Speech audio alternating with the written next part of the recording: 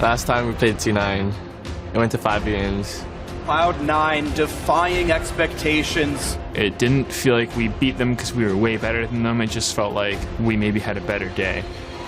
What was Huni thinking there? I would definitely say that playing around Huni is their comfort play.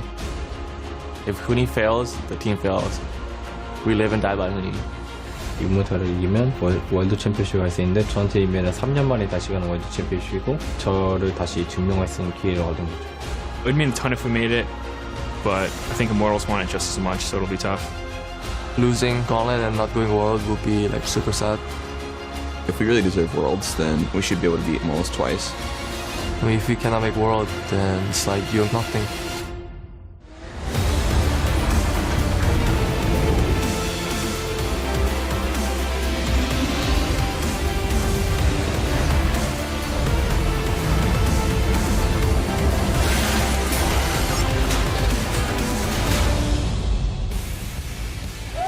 Welcome, ladies and gentlemen, to the final round of the North American Regional Qualifier. We've got a full house today with fans descending on the battle theater to see our remaining Gauntlet teams battle it out for the last ticket to Worlds. We got a nice little pup in the crowd cheering us on, and Huni took to the stage a short time ago, showing the crowd some love. We'll see how he matches up against Impact in the top lane today. And here's the rest of Cloud9. All business, Coach Reaper behind his team as they fight for another Worlds appearance. Thank you so much for watching with us today. I'm James Patterson, returning to the analyst desk for our final day of NA action.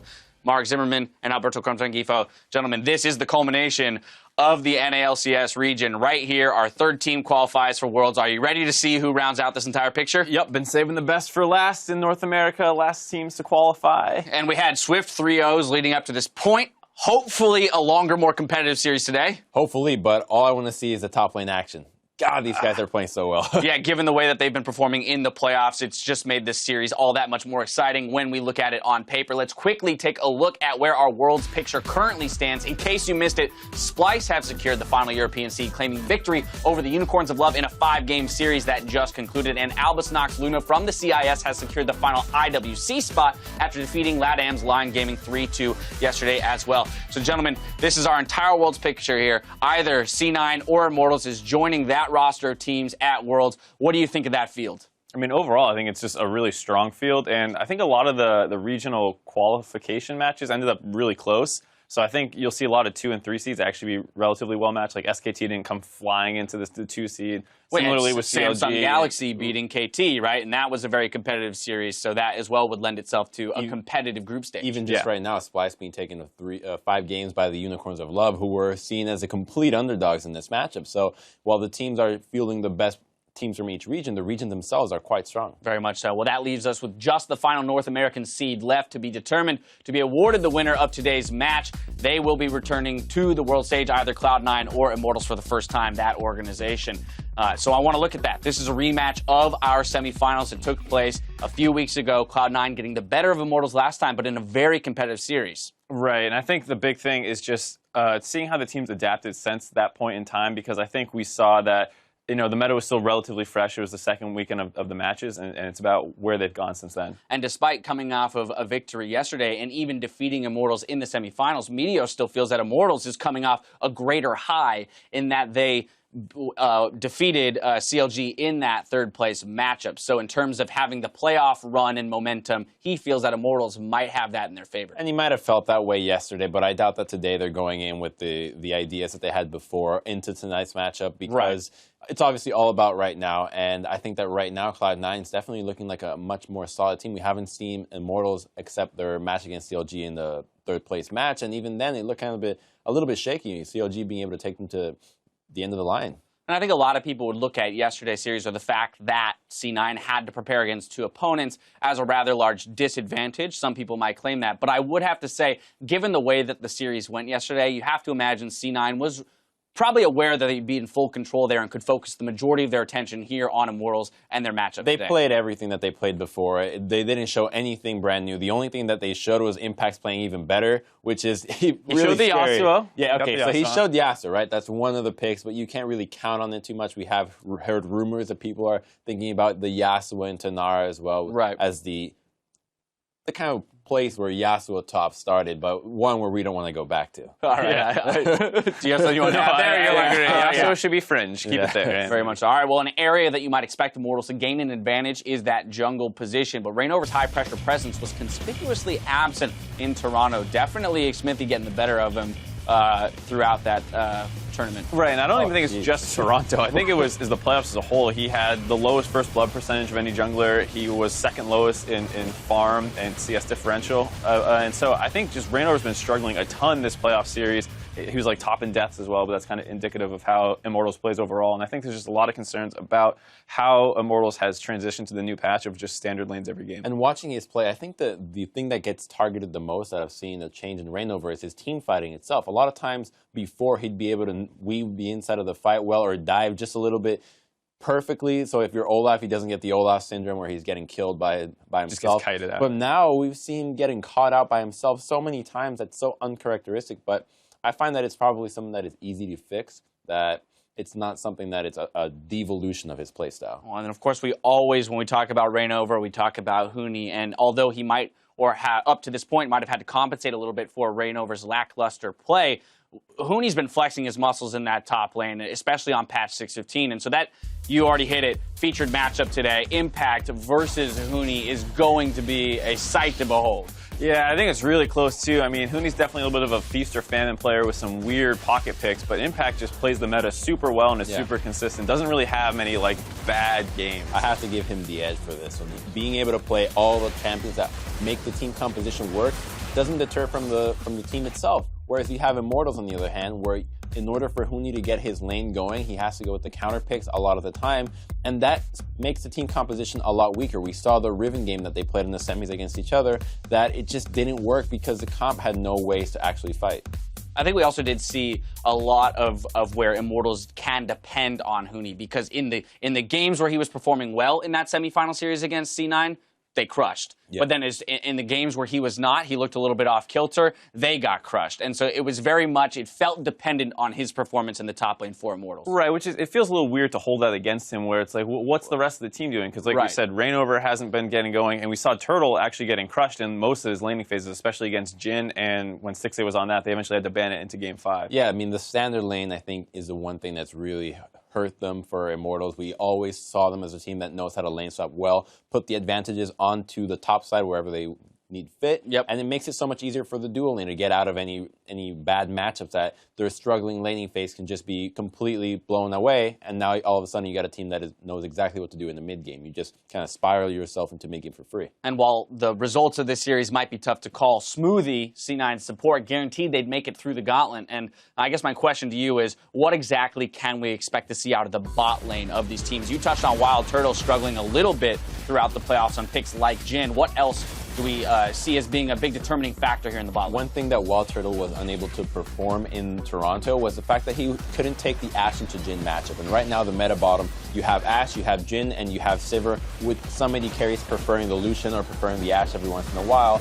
And Immortals just did not look comfortable on anything that wasn't the Jhin or the Ezreal, which doesn't really make it very easy for a draft to happen around bottom lane. So you're most likely going to end up stuck with a bottom lane that is losing, and that's not a good place to start. And the other thing, too, is, of course, the jungle presence down bottom. A lot of teams are taking globals on the top side, and a lot of jungle paths just start on the top side and then path their way down. So there's a lot of attention put to the bot lane, and it seemed like Immortals was struggling at not getting taken advantage of. Like, CLG was constantly turning gigs down there. When we see the importance of champions like Shen, Talia, double TPs, all of that nonsense, and of course, it always makes its way down to the bot lane. Whenever you have globals on the team, it's always a party in the bot lane. We'll see how it plays out. With all of this in mind, though, it's time for me to put you guys on the spot. Who is going to be taking this series, and in how many games? Mark, we're starting with you. I say 3-2 Immortals. I think Cloud9's the favorite pretty clearly, but I think there's a couple things that if Immortals do right, then they have a good chance. One is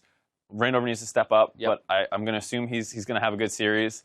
Two, they need to do something about the Jhin. Obviously, Sneaky is like one of the OG Jhin players. Right. And then two is I want Huni on more meta standard picks. Gnar, Echo, GP, those things are all great for him. Stay away from the Rivens, the Kennons, those kinds of things. Hopefully. Alrighty. I am going to go with a much more bold prediction and say Cloud9 3-0. So bold in the number of games Right. if Yes. we're considering But Cloud9 to have a slight favorite. Yes, so the reason why I think Cloud9 has the edge, Impact looks way too good right now. Yes. He is going off. Also, Meteos is just your conservative jungler. He's a guy that doesn't take a whole lot of risk. And again, somebody that Reignover, he will probably, or Reignover won't have as many opportunities to take advantage of somebody doing something that will be easily to punish. Jensen obviously holds his own on mid lane, and the bottom lane of Immortals has just looked so shaky. In the past couple of games that they've had, it just doesn't look very good. The drafts are just off, and they have had so much time to fix these mistakes, and honestly, we haven't seen any of them being tackled. All right, split decision on the desk, but only time will tell who's made the right choice. So let's send it over to the casters to get us into the game.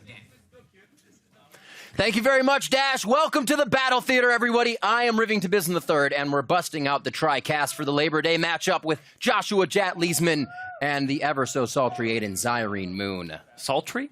Yeah, I was listening to your cast yesterday. I can't wait to do it again today because C9 versus Immortals, it's the match we've been waiting for, this entire regional qualifier, and now it's here. It's going to be absolutely amazing. The team's all ready to go on stage, so without further ado, let's jump right in. First up is Immortals. That means it's going to be Huni coming into the top lane, Reignover controlling your jungle, Pole Belter in mid lane with Wild Turtle and Adrian as your AD carry and support with Coach Dylan behind them.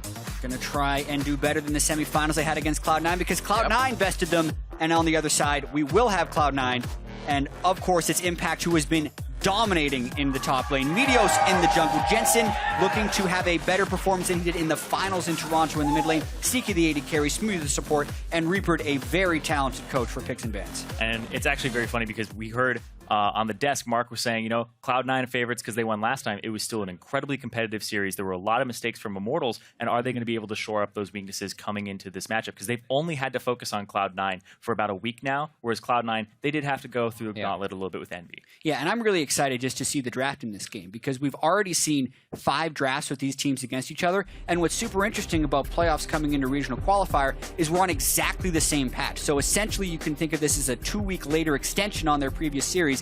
And what is Game 6 pick and ban's going to look like? It's going to be amazing. Obviously, the homework has been done throughout the split, but we see it constantly changing. These teams now understand that change, hopefully better than the other as they match up here in this best of 5. We see that, Cloud9 can come back in those late game series. It's going to be tough for Immortals. And this looks like Immortals want to pinch the Rek'Sai and first pick that away here because top lane is already being pinched by Cloud9. And Huni has such a versatile pool. This is lining up for a first pick Rek'Sai. If we've seen anything, the Karma and the Rumble are not surprising bans for Cloud9. Karma has been their most banned champion throughout the playoffs, and the Rumble has been banned all but one game against Huni, so not too many surprises on that side. Yeah, and Huni also has a 100% win rate on that Rumble when he's able to play. Actually, he's played about 6, I believe, in all of summer throughout that, and then when I hear about scrims, it's like you can't leave that open for him. It's going to be the Gnar and the Jhin on the side of Cloud9 as they see that Rek'Sai. So they will wait on the jungle, obviously. And the Jhin is a great pickup. Sneaky's been able to do so much with it.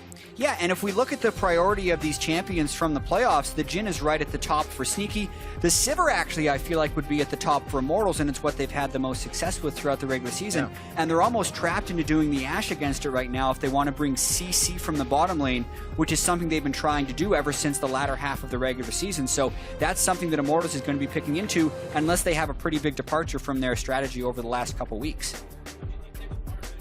Vlad left up. Not something we see very often, as well as the Echo. So already a lot of power brought here by Immortals into this game. Yeah, and the team that will leave the Vladimir up is typically Cloud9 because they favor that Cassiopeia so much for Jensen that they sometimes even blind pick it for him. And we saw that he was able to solo kill Bjergsen in that matchup in the finals in Game 1.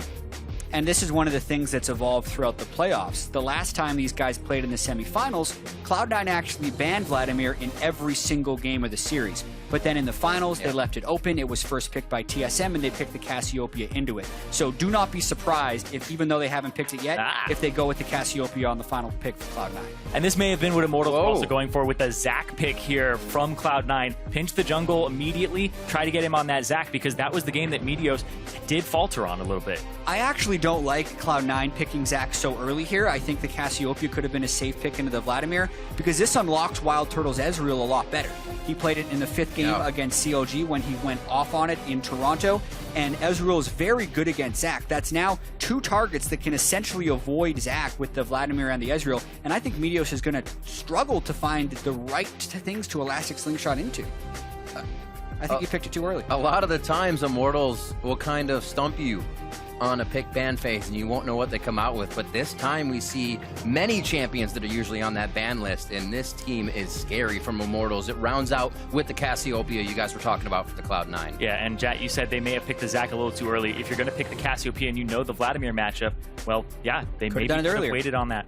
Yeah, obviously if Meteos is just confident on Zac, we know that the jungle was pinched with the Gragas being banned and the Rek'Sai being first picked. So if he's not going to be going for Zac, he's probably going for Elise. So you can see why he was willing to pick it early, and you want to give Jensen as much flexibility as possible. But I'm actually pretty happy from a Immortal standpoint with the draft they've been able to put together. Yeah, but when I look at Cloud9's draft, it's a big question for me is how is Impact going to do on this Gnar? Because it has been his go-to champion. They first picked it for him many times, first round, and he has been an absolute monster. He's been, honestly, SKT Impact, you know, we've been saying that. He's Cloud9 Impact right now. This guy, it's a new era for him, and he's redefining himself. And people haven't been able to figure out what to pick against his Gnar. In other regions, like if we watch Samsung versus KT, you saw QV play Kennen against it and crush. But when you see Kennen get played against Impact's Gnar, he just solo kills Seraph like 17 times. So he's been dominating on that champion. Absolutely amazing. We're going to be keeping an eye on the top lane as well. This series is going to be a close one. Let us know which way you think it's going to swing by tweeting us hashtag IMT win or hashtag C9 win to show your support, and we'll tally those up and show them on screen as we get into game. Everybody's wondering about the top lane, but each lane here could carry the game for either team. As we come into this matchup, who will be the final qualifier going to Worlds for NA? We're going to find out here in this best of 5 series, Immortals versus Cloud9, and we are on the Rift. When I look at the compositions, immediately I look at the Immortals composition and think that Adrian, you know, he's a big part of their CC here, and he has to be on point with his bindings in fights as well as his ultimates to possibly set up Huni for those team fights. It's a lot of backline dive with the Vladimir as well as having the Echo, so they're going to try to get onto Sneaky and blow up these low mobility carries. Yeah, the Bard is definitely something we haven't seen a lot of from Adrian. His champion pool has changed a lot as the season has progressed. He was the ranged support guy with the Soraka and the Tana earlier on, which was different than the 2015 version of Adrian, who was the engage guy. Yeah, the Leona and all of that stuff. He even played Morgana back when he was in Challenger as 10Q. And I think one of the biggest criticisms of Adrian is like, oh, small champion pool can't play very much, because when he does find his champions, he seems to focus on them. But what's interesting this year, his Taric was fantastic in Toronto, and now we're going to get to see what his Bard brings to the table. And like you said, it's a focal point of this composition, and he has to be able to land that CC. He's also somebody you never really, until, or I guess back in the day, getting that Leona banned, he really doesn't see too many banned towards him now. So if he can keep playing the same things, hide those in the back, practice them when you can, and then you bring them out on the Rift, nobody expects it because you're that guy that just plays ranged. Yeah, exactly. The Soraka used to be the second most banned champion against Immortals, right behind the Rumble, but people haven't been banning it as of late. It just hasn't been the same type of... no, it's funny, too, because you would think that it would be a high-priority ban because standard lanes and a high-priority pick. That's true. Soraka usually does well in them, but because we're having such types of carry top laners and mid laners with lower CC, you have to have some type of CC from the bot lane. It's why we're seeing a lot of protection champions like Bard, like Braum, like Tom Kench that also have some CC. Yeah, and I also find that really interesting because when we look at Immortals and their 17-1 regular season in the spring and even their great start in the summer, they were getting away without a lot of CC in their composition, yet they consistently pointed that out as a flaw in their drafts and have worked towards putting more CC in. Yet, when they do put the CC in the bottom lane, it does seem like they have some execution problems actually pulling it off. So it's been a bit of a strange year for Immortals as they try to change their strategy and have stumbled. Yeah, and this is even just a lower CC composition than most AD carries would usually have because it's the Ashe, the Jhin, and even the Sivir sometimes is just used for utility. Ezreal's just pure damage, a little bit of kiting too. As we jump into the lanes, Impact taking a bit of a hit, but Huni's got the long range that he can keep throwing out across minions, so no worries. Should be safe on both sides for now, just farming up. Good spot for Huni, though, to have this wave, as it's just going to keep piling up in his favor. Junglers are opposite sides of the map, so we may not see too much action just yet. See, Rainover may get some warding done here. Yeah, Rainover's actually done a very interesting path. He started at his Grom, ran down to his red buff, and now has doubled back towards the top side. So it almost seems like he's there to aid Huni in case he gets ganked, because oftentimes if Huni's pushed up around 3.5 minutes is when you would expect a gank to arrive in that lane. But Rainover is in the vicinity to prevent that, and of course Meteos is nowhere close, but this is total guesswork as far as junglers are concerned. Yeah, and things are a little bit more predictable with standard lanes too, because you know that junglers start on the top side of the map. They don't start on the bottom because they AD carry wants to take that camp. Right. So Meteos didn't gank around 3 minutes, so then Rainover was able to go to the top side, make sure that he could get some coverage over there, and Adrian even invaded just to make sure. This choice in Zac as well does allow Jensen to get that blue buff, as Rainover would be giving it over to Pole Belter, so he kind of keeps in pace with that. Not that Pole Belter needs that much mana. Yeah, and also when we look at this top lane matchup, the biggest thing to point out is the jungle proximity percentage. This is the percentage of the time the jungler is within 2,000 units of the top laner. You can see more than double for Huni with Rainover, and that's actually a little bit lower than you would expect sometimes with the way Rainover would camp for Huni. But it just kind of goes to show that Impact has been having this performance without the help of Meteos. Very, very true. He said it was so easy to play alongside him. Just top die. And you don't have to worry about him. You don't gank for him, and he still gets kills. Yeah, he's really been almost like a luxury for the team since playoffs started, where, you don't have to put anything into him, and he's just paying it off. It's weird. It's a great performance from him. The things he's been able to do recently creates such a scramble for the opposing team. If he can get that lead, he understands. Like he may die in the side lane, but his pressure is actually useful. I don't know if Immortals is going to let that pressure Rainover's go got to to gank waste, fast. though. He's on a ward, so C9's got to play retreat. Nice gank. Looks to go for Smoothie. He can still jump back to Sneaky here if he wants to. Actually goes for the flash out the heal as well from Sneaky. 2 summoner spells is critical for Rainover on that gank. It does cost him a decent amount of health, and he did reveal on the map, but that's actually a great gank for him. He needed to recall anyways because he hadn't shopped, and with 2 summoners down, that can apply a lot of pressure for that duo side. Exactly, especially a flash where you can just repeat gank that, use your own flash to end up closing that distance and almost guaranteeing a kill next time he visits. So this may pull Meteos' attention towards the bottom, which could be a little bit of a jungle map movement juke, where now maybe Rainover plays towards the top side because he gave advantage to his bottom already. You saw Meteos throw a quick ward in there, starting to get forward ones in. Gives him an idea of where Rainover is. We saw in their previous match with Zac that just one missed gank on Zac kind of threw the game in favor of Immortals there. He had 2 good ones, but just a hair away on a 3rd one, and it swings it. That was totally Jensen, though. I'm going to say that. Jensen missed so many skill shots in that one. Yeah, and you look at him now, he's level 5. That's around the time when Zac's ganks start to become a little bit threatening. Level 6, 7, and 9 are the other big breakpoints where he gets the big ganks off. And the fact that Rainover hasn't heavily counter-jungled Meteos or had successful ganks before that point does actually favor Cloud9 a little bit, because this is when Zac can look to kind of bring things back, so to speak, in a normal matchup. But he actually hasn't really fallen that far behind yet. Yep. Jensen able to keep CS up, 58-44. I won't see too much roaming from these mid laners just yet, though, as they keep each other pushed into their turrets. Impact has finally gotten to the other side of the river with his wave, so we'll see if he can do any damage to Huni, who is easily farming up. Pretty safe game overall. Nobody really wants to make the first move, it seems, here. But Rainover with the vision knowledge. Actually, lack of vision. Still just trying it, I should say. Yeah, look at the gap in wards for C9 on the bottom side of that map, and a lot of this is a continuation of Rainover's gank earlier. He got 2 summoners out of the bottom side. Therefore, Smoothie and Sneaky don't want to push up. Meteos doesn't want to visit a losing lane, so they just kind of abandon that side of the map. And Rek'Sai is spectacular at soloing the dragon. He gets a little bit of help from Adrian and Turtle because they're pushed up, and that's a great early advantage for Immortals. Yeah, and you can see that Meteos was trying to make something happen on the top side of the map, maybe if Huni plays a little too far forward, but Huni was aware of where he needed to be, and the Ocean Drake falls into his hands, which is great for Echo because you're spending so much mana in these trades early on against Dinar. Rainover as well, making quick work of all of his camps. Meteos gets a tunnel on his way in and out there. Gromp perfectly spawns as he void rushes in. And they're not too far behind each other. Pretty close, 36-32.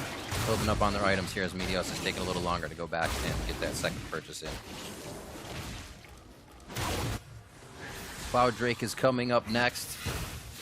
And so far, the only pressure towards bottom was acted on as a dragon here for Immortals. They didn't go back at Sneaky and Smoothie for another gank just yet.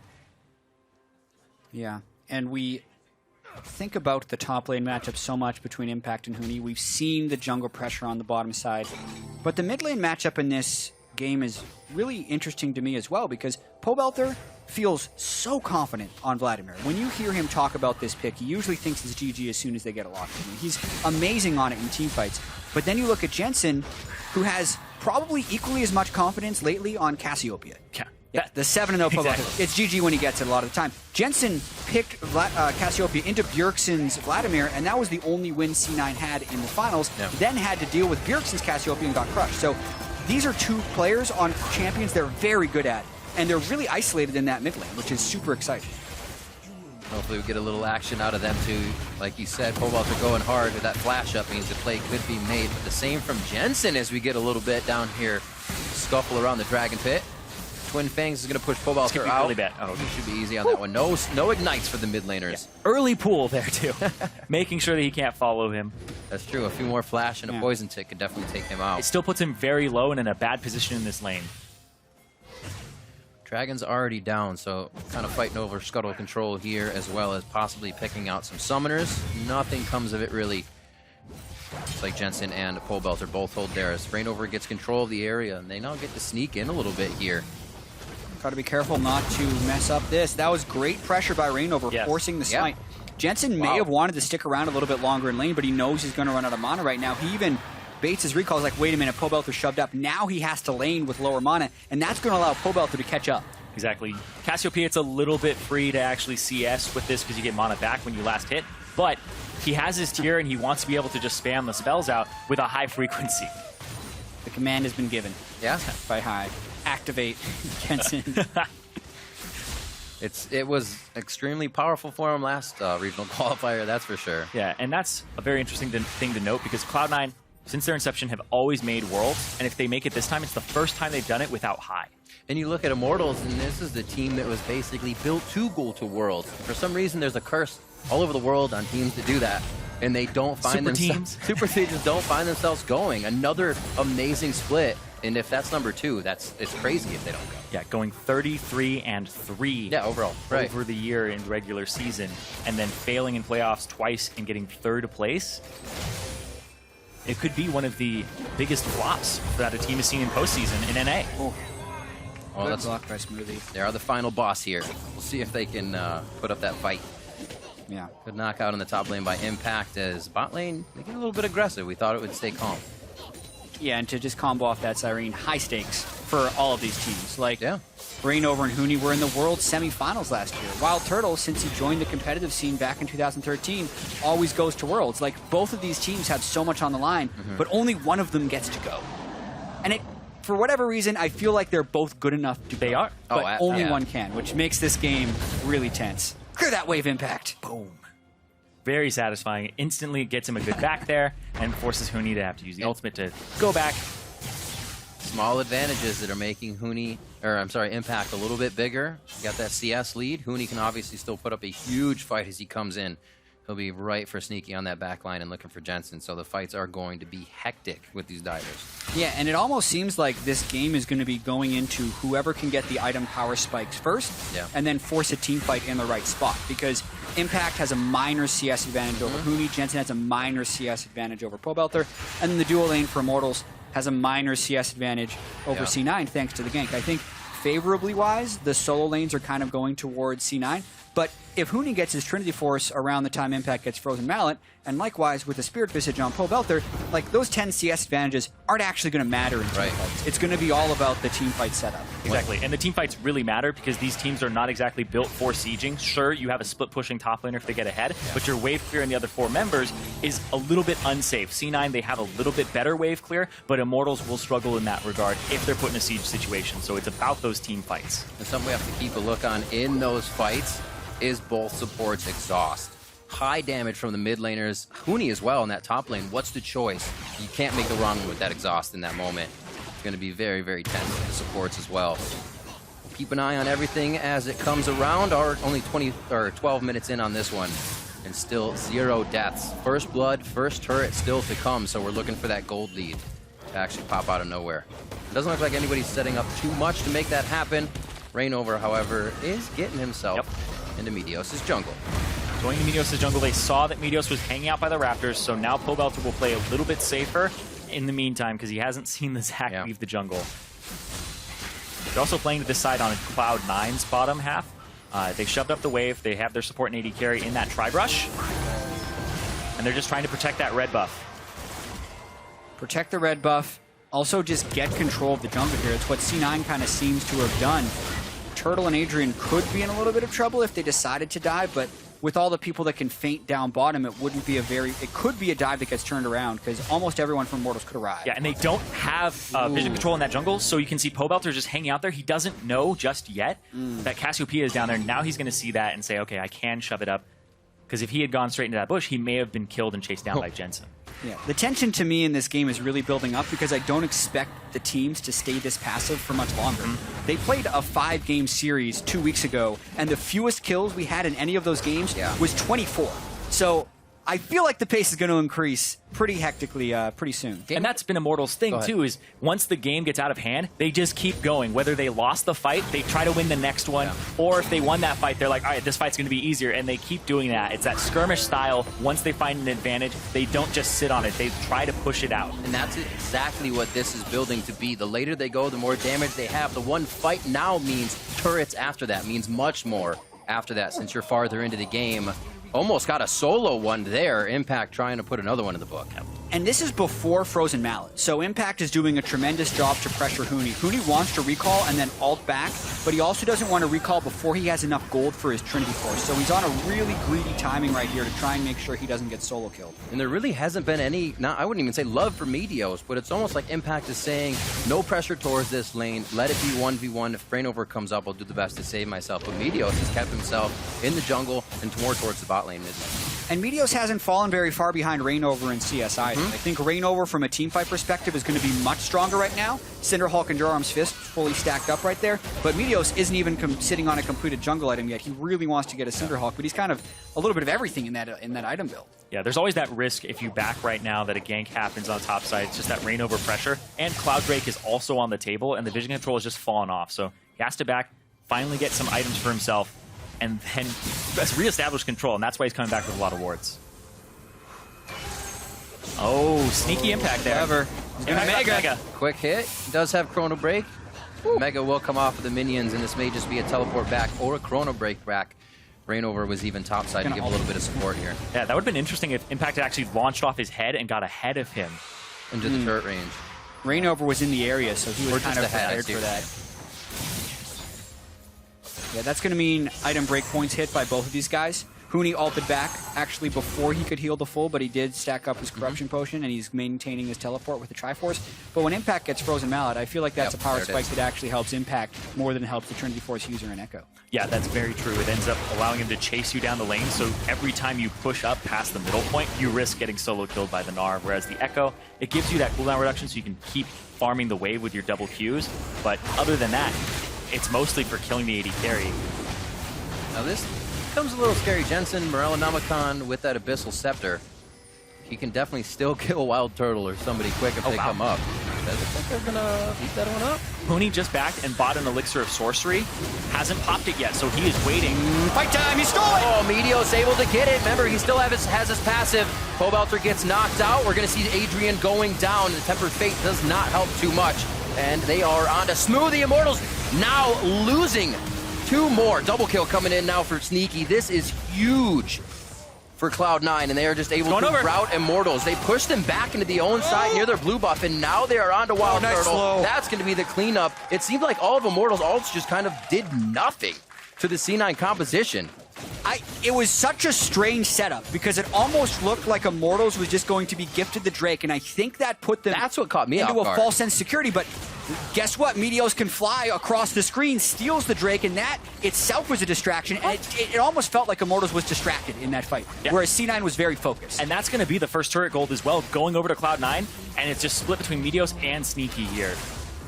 That's the explosion we were waiting for in this game. Yeah. And now the question will be whether or not Immortals can recover from that, because in the past they just continue to go in. But that is such a massive team fight loss. Yeah, and let's see this again, because they pull it out, and then Immortals start walking through. It's already half HP. They think they're going to be gifted it, like you said, but it's right on the Scuttle Crab. They have full vision of this. Yeah, and I was expecting Huni to teleport in earlier. He was recalled and running back to base, yet it's Impact that beats him heavily to this.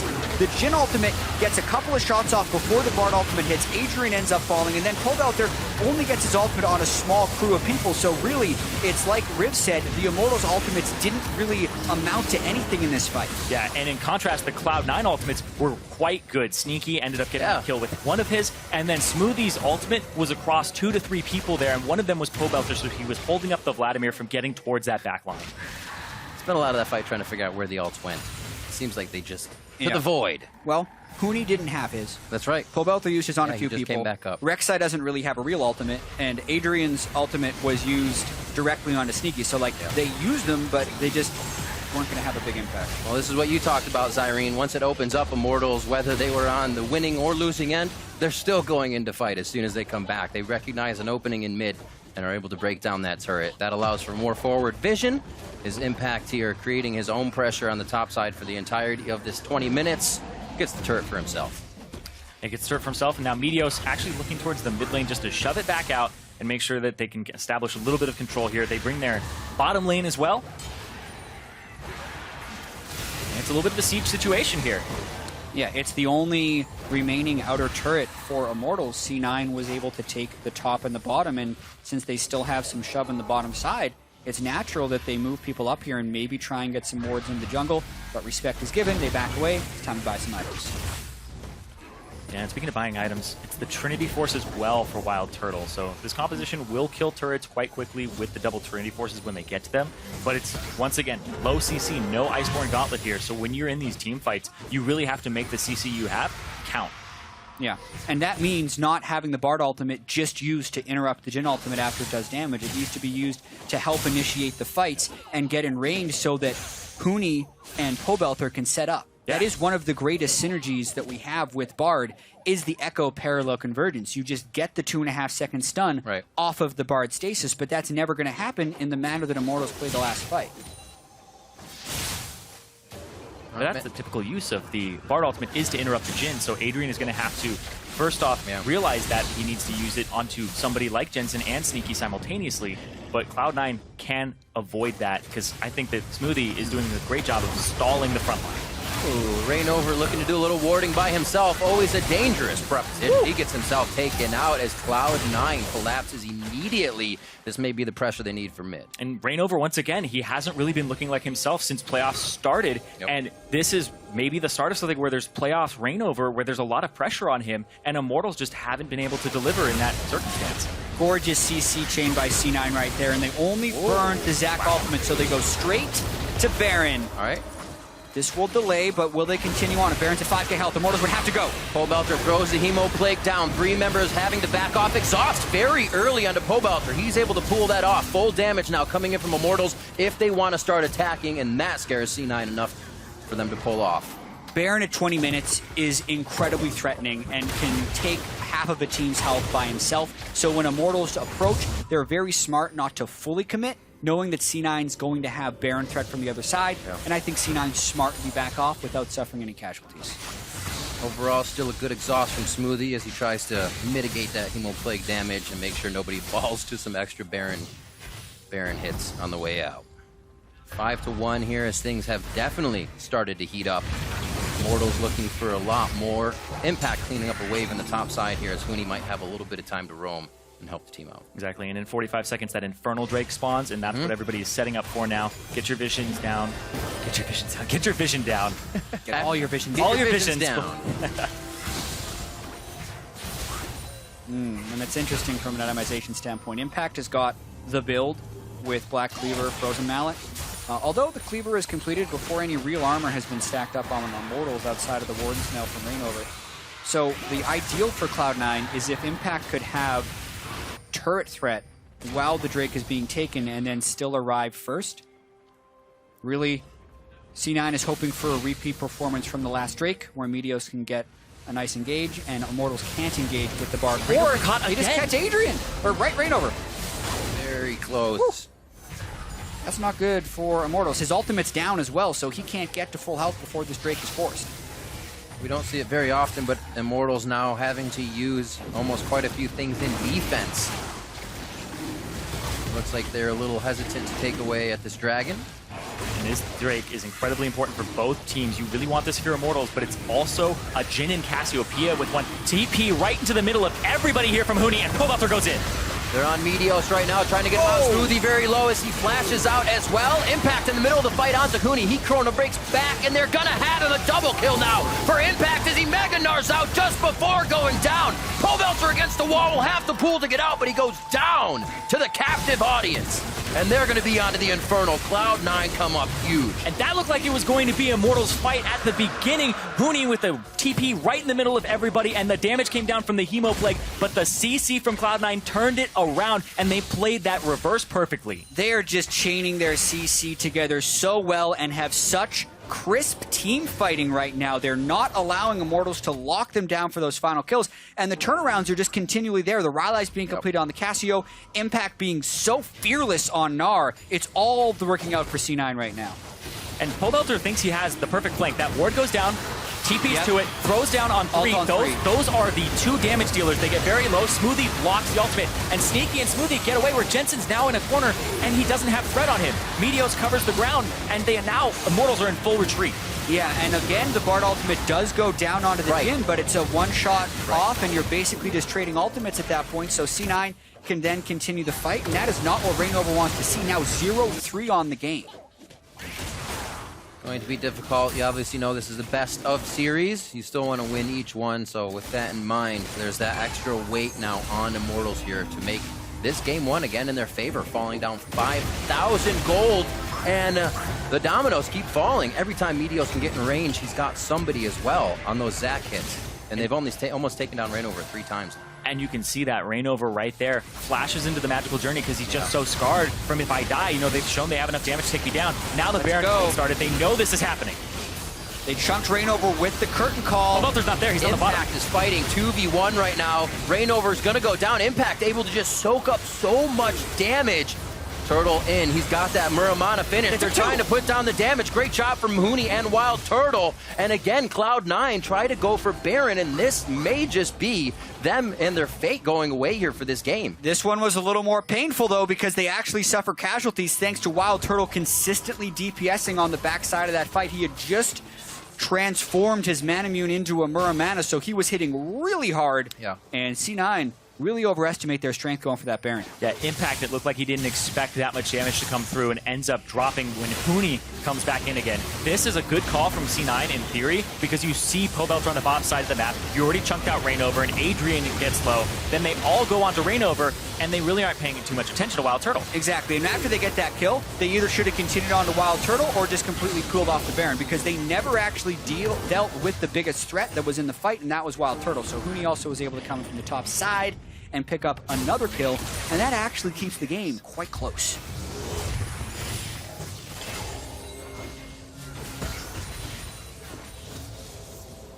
So finally Impact going for that Guardian Angel, a little bit of defense. Aegis of the Legions being finished up here for a bit of that magic resistance, which is imperative against these Immortal teams. I always love to bring that AP to the table, and once again they have done so with the Vladimir and Echo composition. And looking to round that out with the Ezreal. 3-9 here, 27 minutes in. Again, Cloud9 approached the Baron, and they've been pushed away twice. Yeah, and a lot of this game is about setting up the right team fights, and it's something C9 has been able to do. I do want to talk about the ideal team fight for Immortals, though, because we keep talking about Adrian ulting Sneaky. That is good, but it needs to be followed. If they can follow that with Huni or Pobelter, then it works, but it could also just be a pick. Pobelter's in trouble. Rainover on the back line. You take away that synergy of one. Dustbringer goes down. Glacial Fissure as well into Rainover. This could mean Baron as well. The 50-50 is off the table. Huni is going to get taken down before he can even use his ultimate. 45 seconds on the clock for these death timers, and now it's just Immortals trying to toy with Cloud9 as Impact gives the medicine right back to Pobelter here. I really feel like the synergy is just not working for Immortals right now. So much of the year has been Adrian following up on Huni and Rainover. But in this combination, Huni and Rainover need to follow up with Adrian. And he seems to be waiting for them to make the move anyway, and they're getting very ineffective Bard ultimates. Now C9 with 2 dead, turn for Baron yet again. And here comes TP from Impact. Wild Turtle. Gonna have to go over the wall and get out of there. But captive audience! Into the deadly flourish. You couldn't have planned it better. But it works out for Cloud9 once again. Unfortunately for Immortals, now this Baron will fall. But do they give it up? Rainover and Huni are on their way. It's going to be the shield up, unbreakable for Smoothie. It's what he's been for the team just about all split long. He tries. Huni's in the back of the pit. Last time in the front. Parallel convergence is over, but he was not in it. Meteor still has time to move. Huni now taking some shots. Impact jumps towards the team. Pobelter's going to take a last hit here. The Miasma out. One last Q. The Noxious Blast over the wall, but he can't get in range. Just flash. Pobelter stays alive. Oh, yeah, just flash. That's the name of the game in that one. And Cloud9 say, thank you for Baron. And now they're going to start heading forward down mid. A completely hectic series of events Absolutely there. crazy. Impact zoning them off. They're going to get more off of this. C9 have been playing these fights better because it's a little bit easier for them to execute because Immortals have drafted themselves a composition that is very hard to execute. Yeah, and Immortals is also throwing themselves into the fire over and over again, and C9 is laying in wait. When we see that fight again, I really want to call attention to Jensen's Cassiopeia because I felt like his DPS uptime was incredibly high. Like he was doing the majority of the damage in that fight like he had to and really matching Pobelter. Watch this. So C9 is taking the Baron on one side. Huni's flanking around the side, but it's just Jensen. He positioned himself away from Huni and Adrian, then just shreds through Rainover, and there's no way he's allowing Pobelter to walk through him to the rest of the team. C9 is actually distracted with the Baron right there to finish it off, and it's because Jensen was just bodying 2 people on the other side of the fight. You don't say. Yeah, the command was given. I apologize for the meme, but that's exactly what he was doing. Well, you never have to apologize for memeing. Yeah. IMT cleaning up every resource they can in their jungle so it does not go to Cloud9. Anything past this Dragon Pit right now is owned by them. And we've seen Immortals come back from more. A bigger deficit than this, so cannot count them out just yet. They're also hitting a few more breakpoints. Wild Turtle needs to start, I don't know, he needs to have kind of more of a backline safety, but everybody on his team is diving in. Yeah, but they're also getting caught too, and I think Sneaky's Jin deserves a lot of credit here, as well as Smoothie, because you look at how many times Rainover's been caught, it's usually from that, they get the binding, and then the Zac has the elastic slingshot in with the follow-up, the knockback, and they're just catching somebody out before these fights even start, large portion of the time.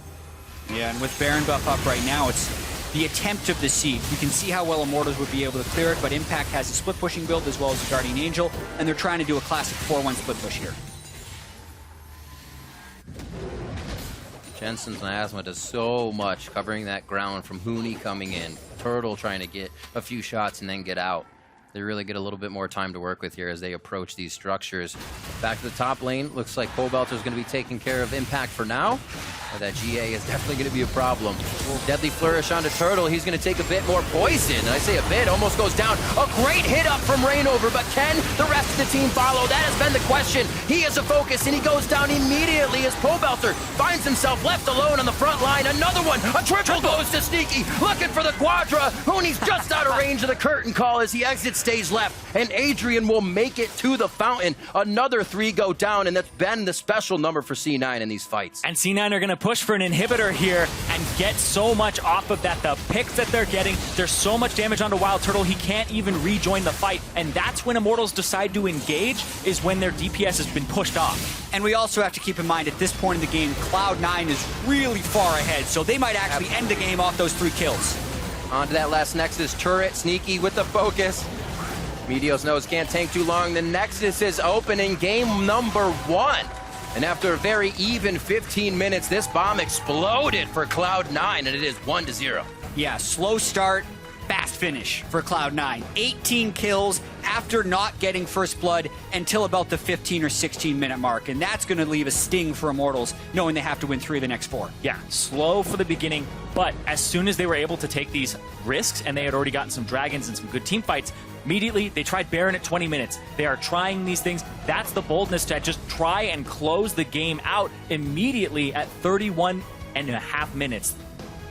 Absolutely incredible that they are taking these types of risks right here in the North American Regional Qualifier with Worlds on the line. They are showing no fear. And the intensity in this game shows. These are my favorite types of games because the teams come in at such an even level that Immortals could do that same thing next game. They can come out even. They could come out even stronger and make it happen in, say a 27-minute game. Both of these teams have that capability. And we hear about Hooney tilt fairly frequently. About, oh man, and a lot of times Hooney can have a terrible game and bounce back with a great game.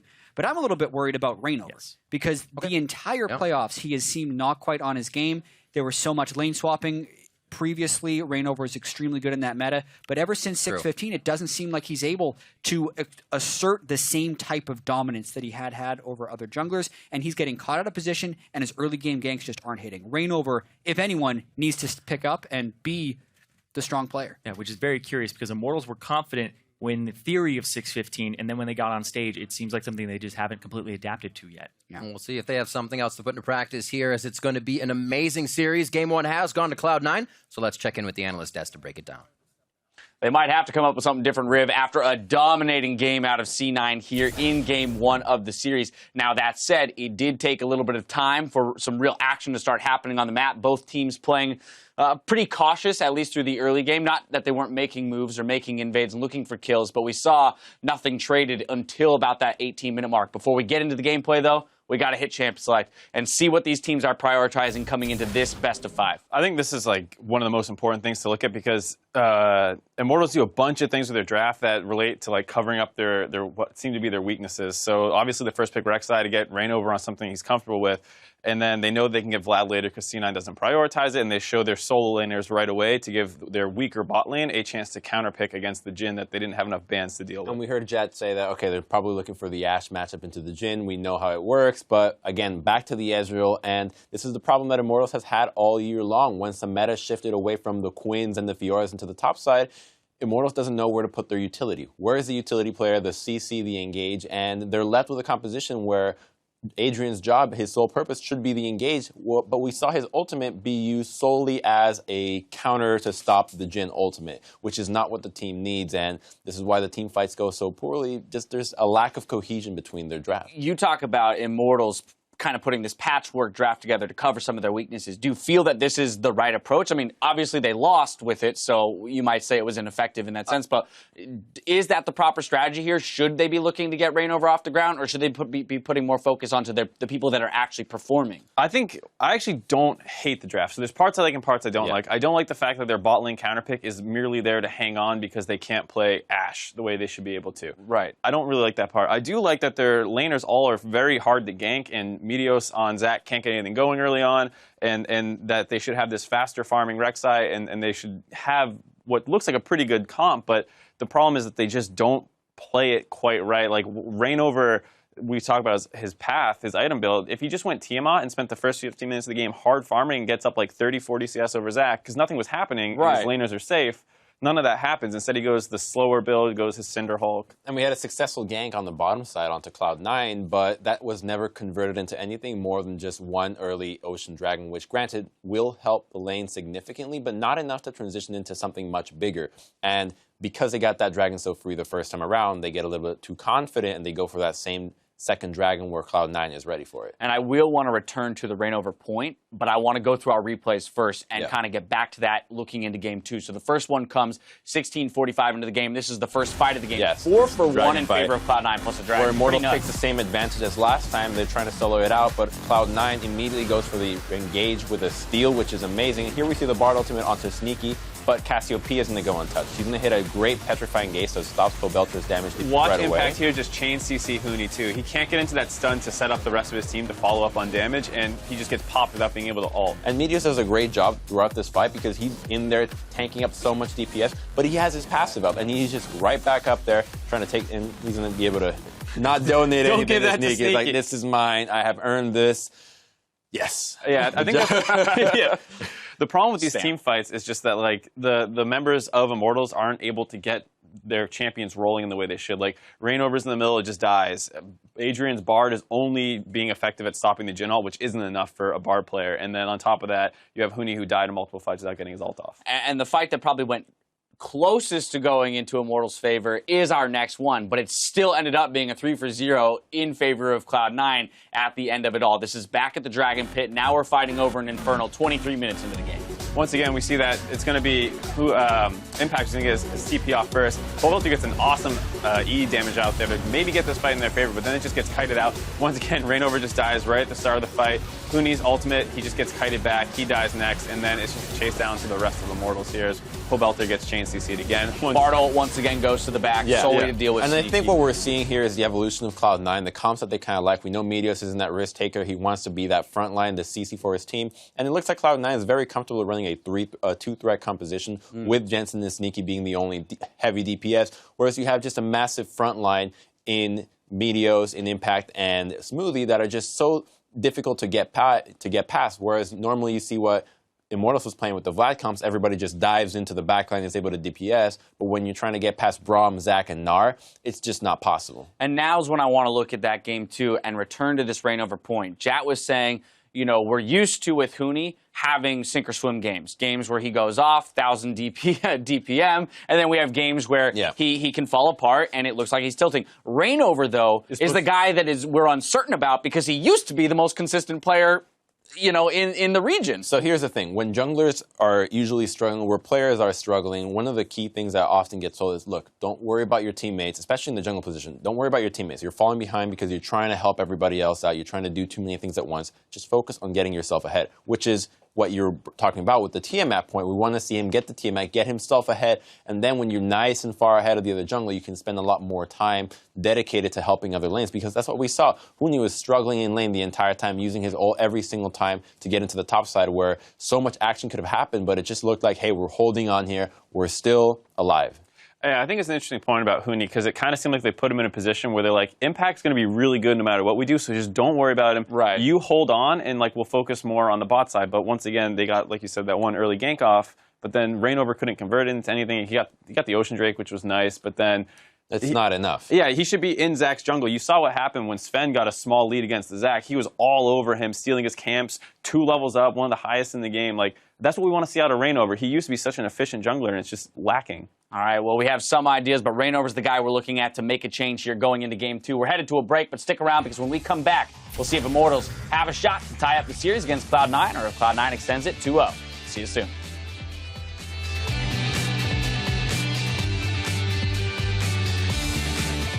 Hold the hands. So we're gonna get, we're gonna win. Definitely we're a better team. We got this. Can you guys feel the friendship? Actually, this is still cute. This is the Our bond. friendship, dude. We're going to see Adrian going down, and Tempered Fate does not help too much. And they are on to Smooth. The Immortals now losing. This is huge for Cloud9. That's right. Okay. Wait, can we do it? I can go. I can go. As a dead. Get on Rek'Sai. Rek'Sai, let's just start. Echo's in the pit. Careful. Kite. Yo, Baron's really low. We can finish it. Rek'Sai's almost goes down. A great hit up from Rainover, but can the rest of the team follow? That has been the question. He is a focus, and he goes down immediately as Pobelter finds himself left alone on the front line. Another one. A triple goes to Sneaky. Very even 15 minutes. This bomb exploded for Cloud9, and it is 1-0.